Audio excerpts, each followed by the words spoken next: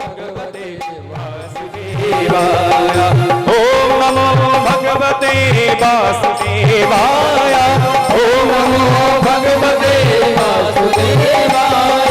ओम नमो भगवते वासुदेवाय। ओम नमो भगवते वासुदेवाय। वासुदेवाय हरि वासुदेवाय। वासुदेवाय हरि वासुदेवाय। ओम नमो भगवते वासुदेवाय। ओम नमो भगवते वासुदेवाय।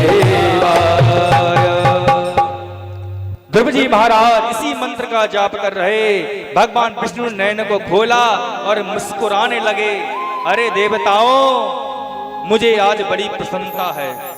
सब देवताओं ने कहा, भगवान शंकर ने कहा, सभी देवता व्याकुल हैं, सही से श्वास नहीं ले पा रहे पूरे संसार में, और आप मुस्कुरा रहे हो। आपके मुस्कुराने का कारण क्या है? भगवान यूं ही नहीं मुस्कुराते। कह दिया भगवान विष्णु ने, देवताओं आज तक तो मेरे जितने भक्त हुए 80-80 हजार वर्ष के, 90-90 हजार वर्ष के, बड़ी बड़ी अवस्थाओं के मेरे भक्त हुए जिन्होंने मुझे मनाया, लेकिन आज छोटा सा बालक, 5 वर्ष का बालक जिसकी खेलने कूदने की उम्र है, आज वो मुझे मना रहा है। और एक बात बताएं, मुझे मनाने के लिए सोना त्याग दिया, दिन रात मेरे भजन में लगा हुआ है, और तो और खाना पीना, जल ही जीवन है, उस जल को भी नहीं पी रहा। श्वास तो सबसे अनमोल है, उस श्वास को भी नहीं ग्रहण कर रहा। ऐसा अनमोल एक भक्त है मेरा जिसका नाम ध्रुव है।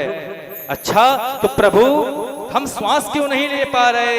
अरे देवताओं, उसने ऐसा प्राणायाम को खींचा है कि जगत में कोई भी श्वास ले ही नहीं पा रहा, क्योंकि मेरा पुत्र मेरा ध्रुव ही श्वास नहीं ले रहा, तो संसार में भला कौन श्वास ले पाएगा सही से? प्रभु आपका छोटा सा भक्त जो है, आप इसे दर्शन दीजिए, शीघ्र दर्शन दीजिए। जब देवताओं ने कहा तो भगवान विष्णु ने कहा, देवताओं सच बताऊं, मेरा बिल्कुल दर्शन देने का मन नहीं कर रहा ऐसे भक्त के लिए। प्रभु उल्टी गंगा बहा रहे हो, एक तो छोटा सा भक्त है, आप उसको दर्शन नहीं देना चाहते? भगवान विष्णु ने कहा, ऐसे भक्तों को दर्शन दिए नहीं जाते, ऐसे भक्तों के दर्शन तो किए जाते हैं। आज ऐसे भक्त के दर्शन मैं करना चाहता हूँ। भगवान अंतर्ध्यान हुए, ध्रुव जी के सामने प्रकट हो गए। ध्रुव जी ने अपनी आंखों को खोल के देखा तो भगवान विष्णु को सामने ही पाया। और भगवान लक्ष्मी नारायण भगवान की जय। शंख चक्र गदा पद्म के रूप में जब देखा भगवान के लिए, उनके एक हाथ में शंख था, एक हाथ में गदा थी, एक हाथ में पद्म था, और एक हाथ से सबको अभयदान दे रहे थे। शशंक चक्रम सकिरीट कुंडलम सपीत वस्त्रम सरसीरुक्षणम सारवक्ष स्थल कौस्तुभश्रियम नमामि विष्णु शिरसा चतुर्भुजम। भगवान को सभी ऋषि मुनि वंदन करने लगे। ध्रुव जी महाराज अपने आसन से उठकर आए, भगवान के चरणों में मस्तक को रख दिया। भगवान ने अपने हाथों से ध्रुव जी को उठाया। ध्रुव जी ने हाथ जोड़ लिए। प्रभु मैं आपसे कुछ कहना चाहता हूं। भगवान ने कहा, बोलो पुत्र क्या कहना चाहते हो?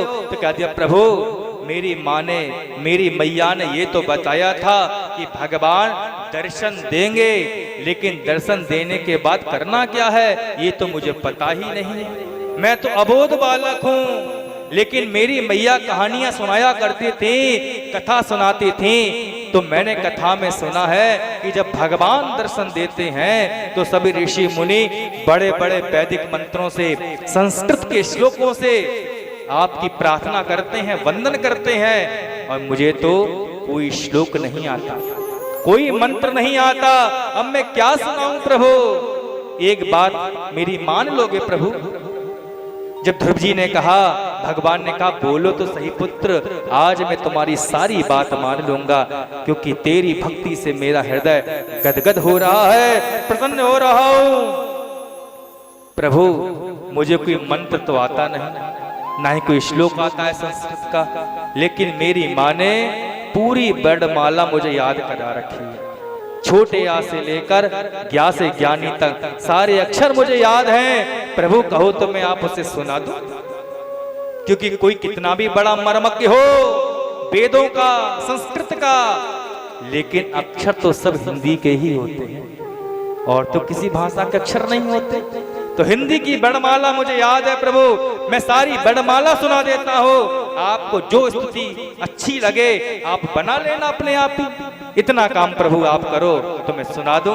भगवान प्रसन्न हुए और मुक्त कंठ से प्रभु आज हंसे हैं बहुत दिनों बाद। प्रभु हंसे और कहा कि ध्रुव सुना दो जो तुम्हें याद है।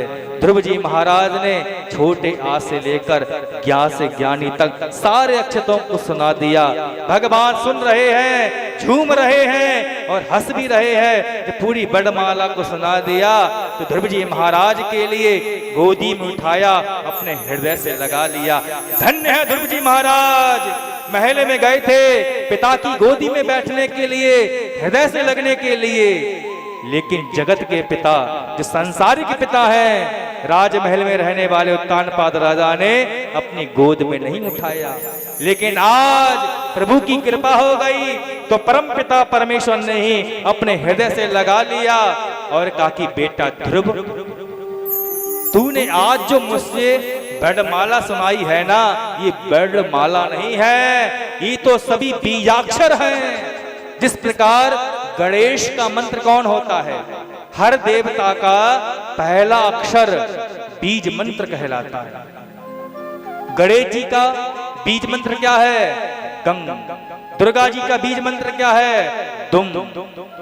हर देवता का पहला अक्षर पे बिंदी लगा दो तो बीजाक्षर मंत्र हो जाता है। हे ध्रुव, तूने वर्णमाला के जितने अक्षर बोले हैं ना, वो सभी देवताओं के बीजाक्षर ही है। इसलिए तूने आज मेरी ही स्तुति नहीं की है, संसार में सब देवताओं की स्तुति कर ली, क्योंकि सब देवता मेरे अंदर ही विराजमान रहते हैं। बोल विष्णु भगवान की जय। ध्रुव जी महाराज भगवान को देख रहे हैं। इतनी ही देर में क्या हुआ? इतनी ही देर में ध्रुव जी महाराज के कपोल से, गालों से अपने शंख को छुआ दिया। किसने छुआ दिया? भगवान विष्णु ने। जैसे ही कपोल पर शंख को छुआया तो ध्रुव जी महाराज के अंदर अपार विद्या आ गई, अपार ज्ञान हो गया, क्योंकि भगवान विद्या के निधि हैं, विद्या वारदी हैं। अब ध्रुव जी महाराज संस्कृत के श्लोकों से स्तुति कर रहे हैं। क्या स्तुति कर रहे हैं? योन्ता प्रविश्य मम वाचमिमां प्रसुप्ता संजीव यत्खिल शक्तिधरा सदाम्ना अन्यास हस्तचरण श्रवणत्वा गदीना प्राणान्नमो भगवते पुरुषाय तुभ्यं। हे प्रभु, आप ही जगत के स्वामी हैं, आपके अंदर ही